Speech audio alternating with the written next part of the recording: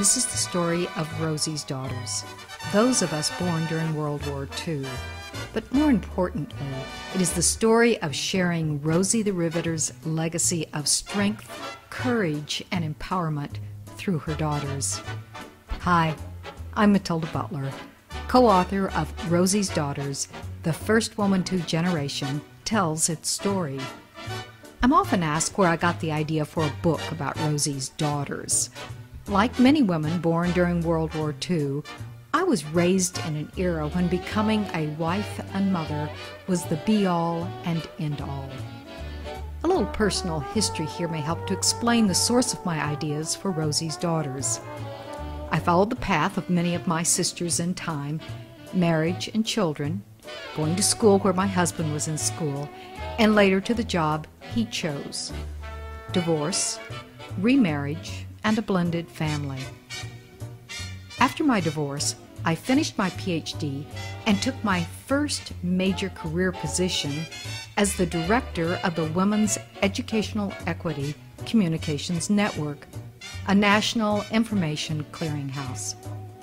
During that time, I wrote and oversaw many publications on women's issues and completed Women and the Mass Media, another award-winning book. It was in 1980, when I was the clearinghouse director, that I met Kendra Bonnett when she applied for the position of editor. We were lucky to hire her at the beginning of what has become a 30-year career as an editor, author of 7 books, and marketing guru. We remained friends across all those years and now are co-authors and business partners. Well, back to my story. After years of working with women and women's issues, I became an entrepreneur, co-founding a high-tech company. 10 years later, I sold the company and was eager to return to women's issues. That opportunity presented itself in 2000 when I attended my high school class reunion and listened to the stories of women from the classes of 1950, 55, 60, my year, all the way to the just graduated class of 2000. I was struck by the changes in our expectations and outcomes. Women in earlier classes expected to become wives and mothers and help their husbands be successful in their careers, and they did. Women in my class expected to become wives and mothers, and we did, but we also became doctors, lawyers, judges, businesswomen, professors, and, well, just about everything we decided we wanted to be.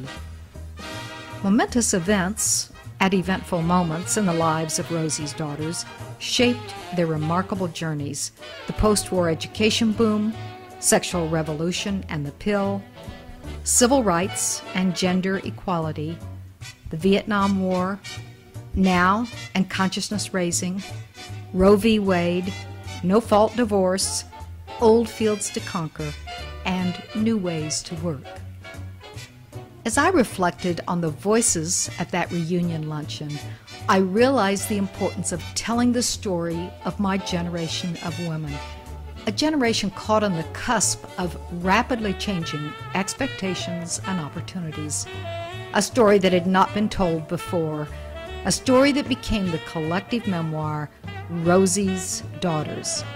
Rosie's Daughters flung wide the doors of employment opportunity that Rosie the Riveter had unlocked.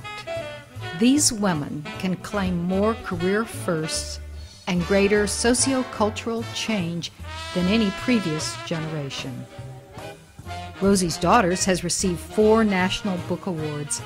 We're thrilled with these awards and eager to share the book with you, where you'll hear stories from the more than 100 women I interviewed.